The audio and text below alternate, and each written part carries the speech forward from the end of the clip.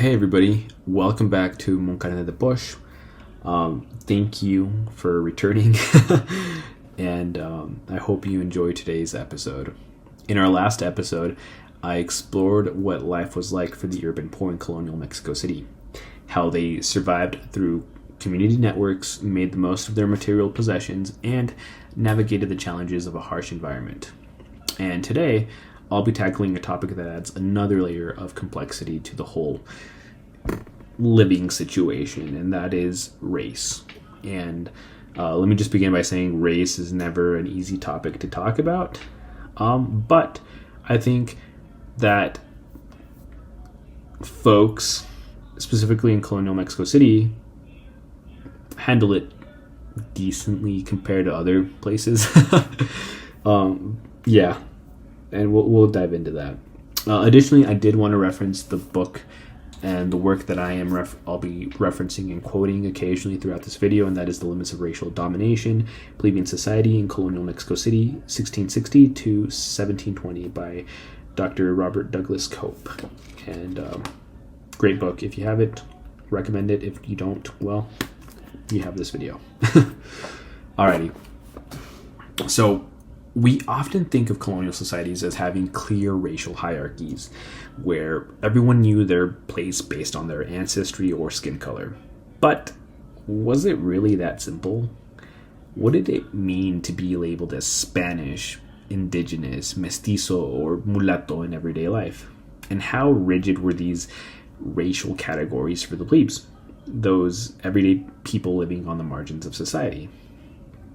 In this episode, we'll explore how race was defined and understood in colonial Mexico City. We'll look at how racial identity wasn't just about biology or skin color, but was shaped by behavior, culture, and even the way others perceived you. So, let's get to it. And this first part will be called The Complexity of Racial Identity. So, how exactly was race defined in colonial Mexico City? You might assume that race was determined by simple, clear-cut categories based on ancestry or physical appearance, right? Well, not quite. In reality, race was a lot more flexible and even contradictory, especially for the plebes.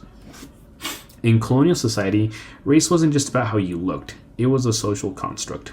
As Dr. Cope points out, race was a social construct. Societies are complex, and it is not immediately clear who defines race and allocates peoples to various racial categories. So, what did this mean for the urban poor in Mexico City? For the elite, maintaining a strict racial hierarchy was key to keeping control. Simple. The Sistema de Castas laid out specific categories, placing Spaniards at the very top, and people of mixed or indigenous descent lower down. But for plebes who lived and worked in close proximity with people from all different backgrounds, and believe me, there was tons, the lines weren't always so clear.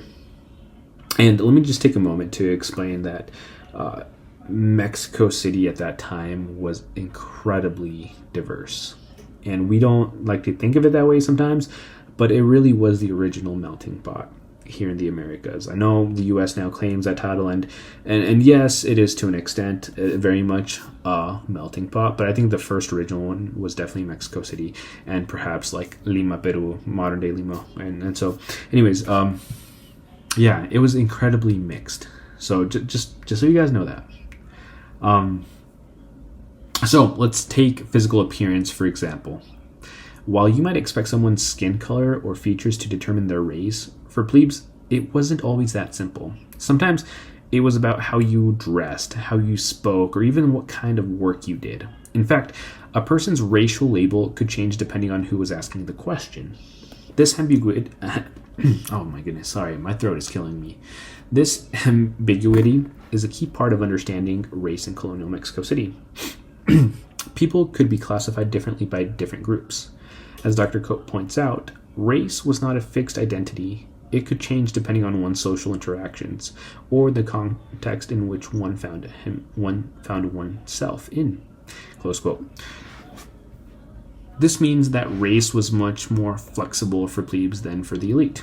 If you adopted Spanish cultural practices like speaking Spanish, dressing in European-style clothes, or working in a skilled trade, you might be considered more Spanish than someone who didn't, even if your ancestry said otherwise.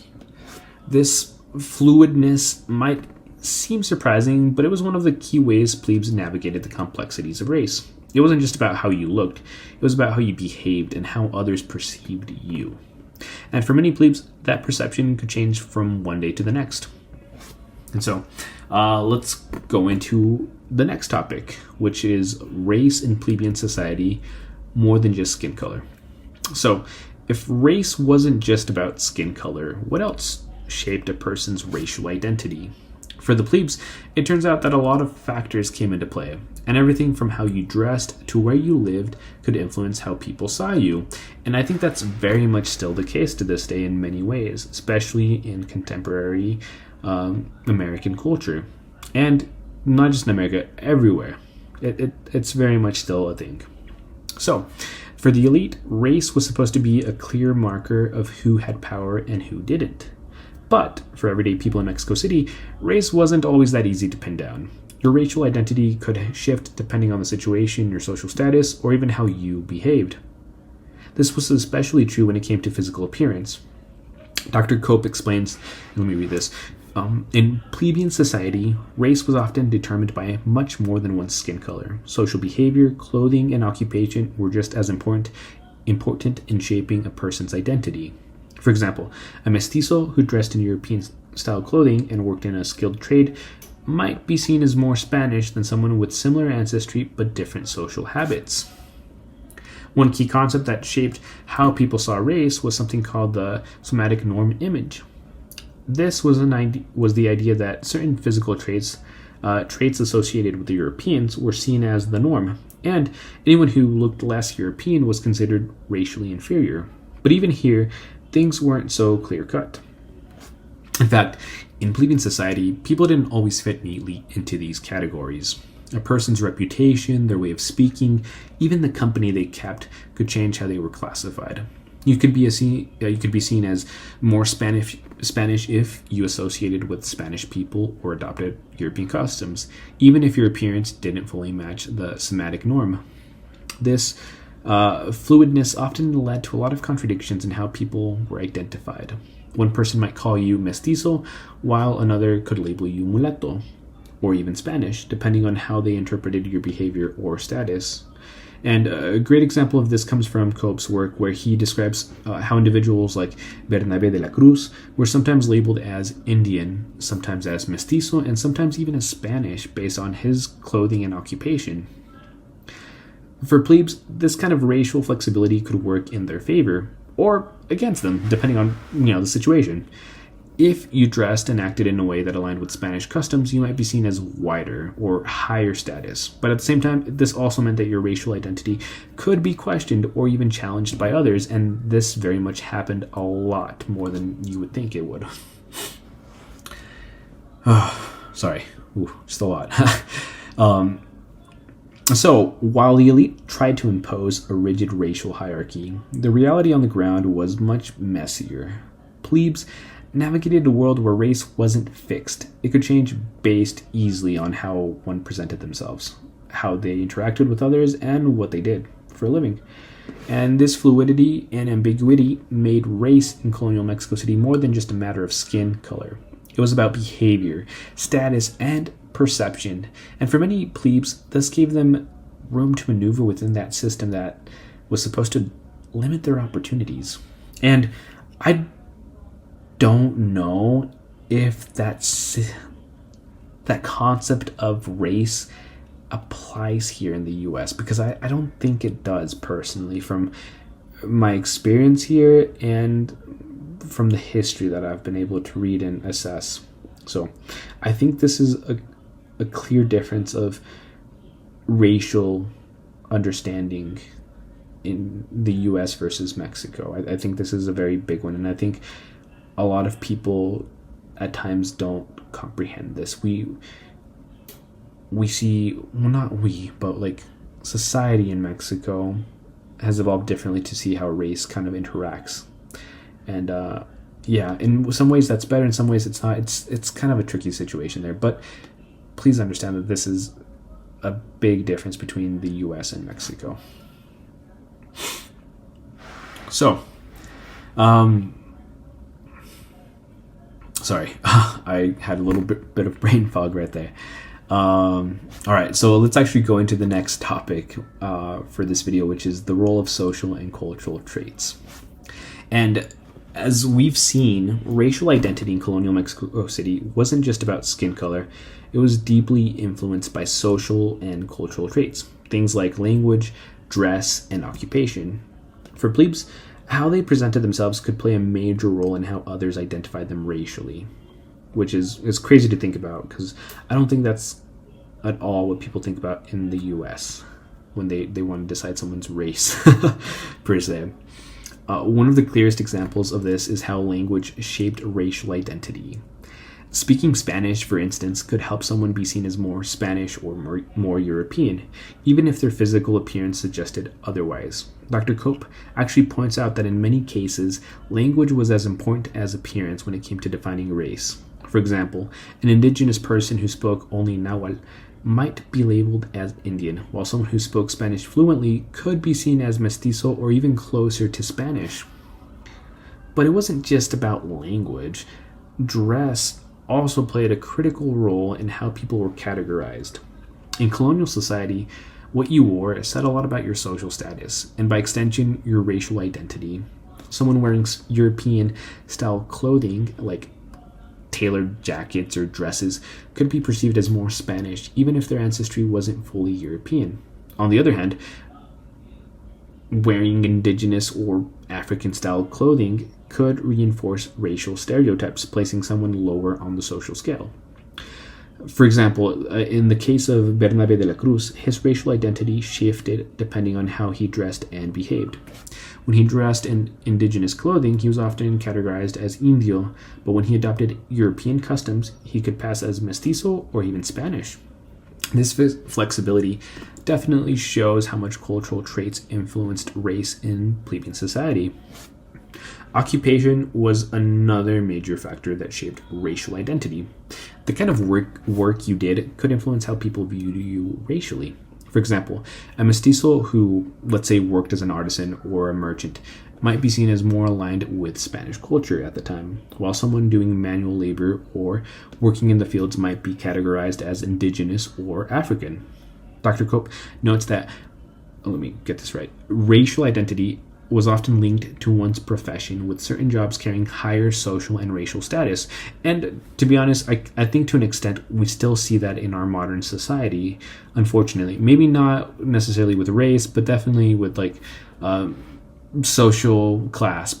Definitely. At least from my experience, I think we still definitely see this. Anyways, this shows how race and social class were deeply intertwined in plebeian society. The higher status jobs like artisans, merchants, or scribes were often associated with Spanish or mestizo identities, while manual labor and agricultural work were more closely linked to indigenous or African backgrounds. But even here, these were contradictions. A successful merchant with indigenous ancestry could be seen as more Spanish than a poor Spaniard working in manual labor. So while the sistema de castas may have presented race as something rigid and hierarchical, the reality for plebes was much more flexible. Social behaviors, cultural practices, and occupation all played a role in shaping racial identity. And this is something I don't think we see much of in our modern society. This fluidness gave plebes some room to maneuver within the system, sometimes to their advantage and sometimes to their detriment. And we'll see in this next section, even legal and religious institutions struggled to define race clearly. While priests and officials tried to assign fixed racial labels, the everyday realities of plebeian life often complicated these attempts. So, for this next section, racial labels and the legal system. So, we've seen how race in colonial Mexico City was shaped by more than just appearance. Social behavior, language, dress, and occupation all played a role. But what about the legal system? Surely the law and the church had clear categories for race, right? If not, that's why else would we have this diagram of all these different races and whatnot, right? Right? Well, not exactly. Just like in daily life, race in the legal system wasn't always easy to define. In fact, legal and religious institutions often struggle to assign fixed racial labels to individuals. You'd think that in something as official as legal records or baptismal certificates, race would be clearly defined, but the reality was often much messier. Take the example of priests. In colonial Mexico City, Catholic priests, to be specific. Sorry, when I reference church or religious entities for this series, it mostly will always be the Catholic Church in this case. But anyways, in colonial Mexico City, priests played a significant role in documenting racial identity, particularly during baptisms, marriages, and funerals. Even here, there was a lot of room for ambiguity. Dr. Cope explains that priests often relied on the testimony of individuals themselves or their families to determine racial identity rather than investigating it further, close quote. This meant that people could sometimes influence the racial label they were given. This reliance on personal testimony left room for people to negotiate their own racial identity, which, could you imagine doing that nowadays? Well, actually, no, people kind of do that. But anyways, especially in important moments like marriage, it wasn't uncommon for someone to identify as mestizo in one context and later as Spanish or castizo when it benefited them, especially if it meant marrying into a family of higher social status. Even legal documents like wills or court records often contained contradictions when it came to racial identity. Dr. Cope actually points this out. He says, quote, "Court documents revealed inconsistencies in how individuals were identified by different officials, suggesting that race was not always clear-cut even in legal matters," close quote. A person could be labeled as mulatto in one record and mestizo in another, depending on who was recording it or even the situation at hand. Actually, one interesting example of this comes from the case where Nicolás de Paniagua, plebe, who was trying to prove his Spanish ancestry to improve his social standing. And actually, in different legal records, Nicolás was labeled as mestizo, castizo, and even Spanish. So definitely depending on the source and the context, this shows how fluid racial labels could be, even within the legal system. And it wasn't just individuals who had the power to influence their racial identity.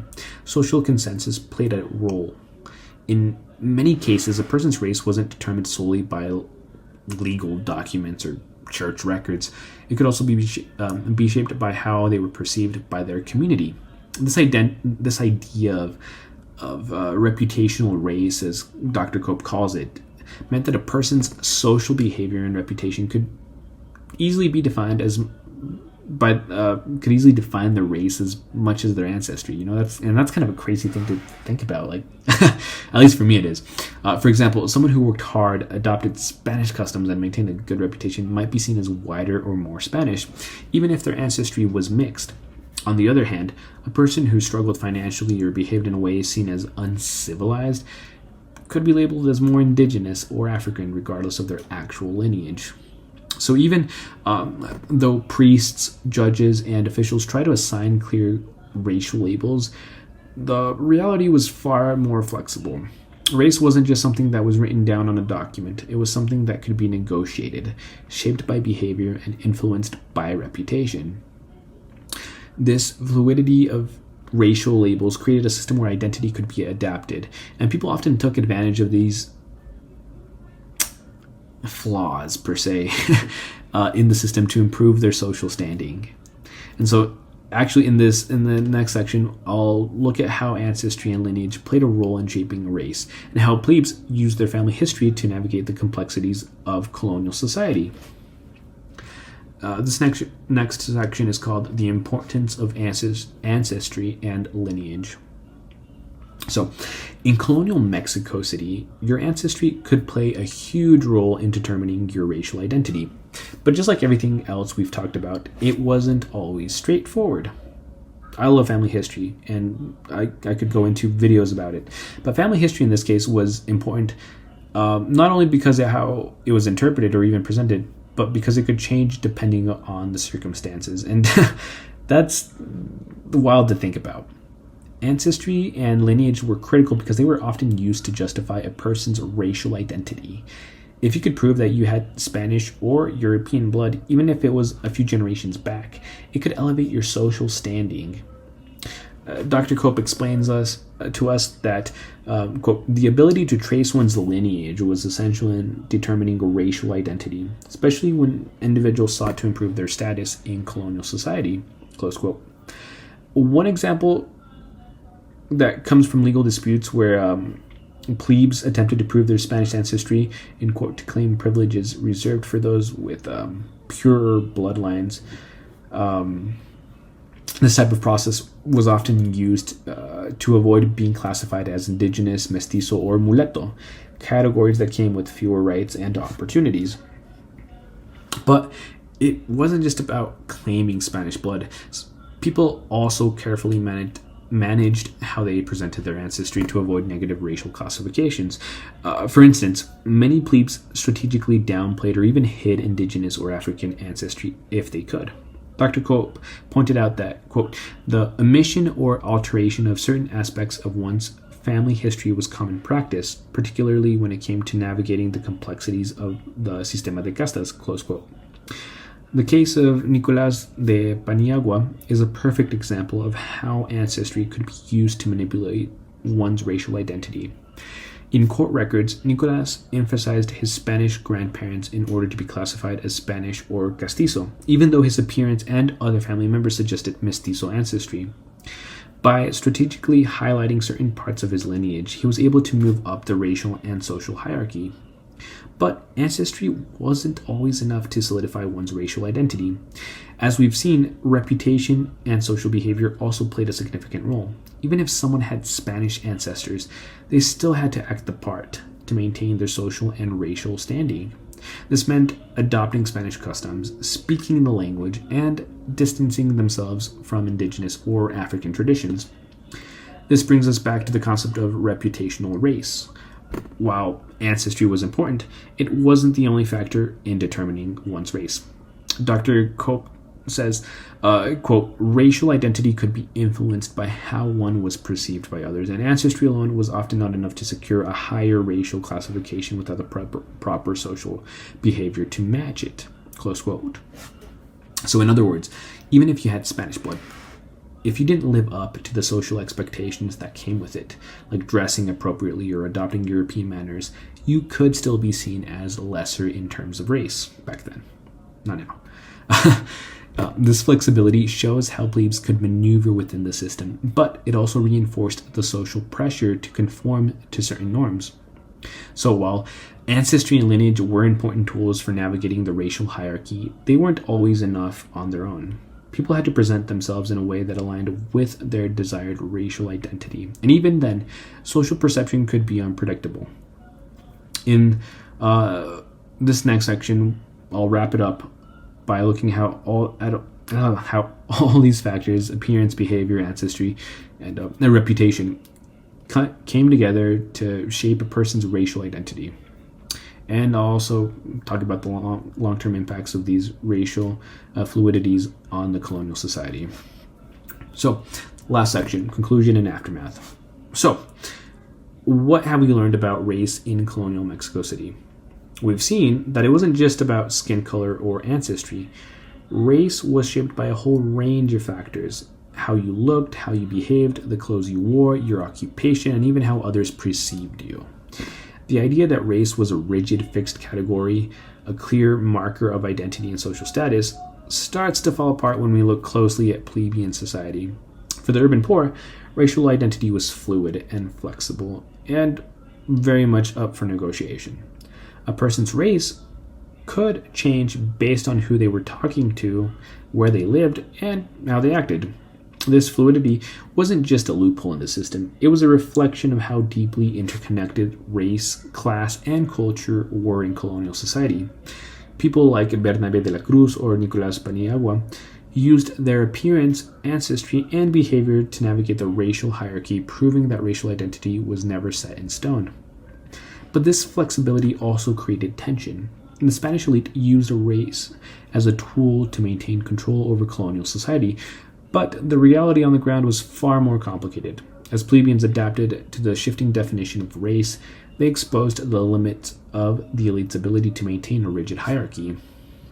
So in the end, race in colonial Mexico City wasn't just about where you came from. It was about how you moved through the world. For plebes, racial identity was a tool they could use to survive and even thrive in a society that tried to keep them in place. So, thanks for dealing with me for another long video regarding colonial Mexico City. If you found this episode interesting, don't forget to subscribe, hit that like button, and let me know in the comments what surprised you the most about race in colonial society. We'll be diving into even more fascinating topics in the future episodes to come, so stay tuned for more insights into the lives of everyday people in history right here on Mon Carnet de Poche. Thanks. Bye.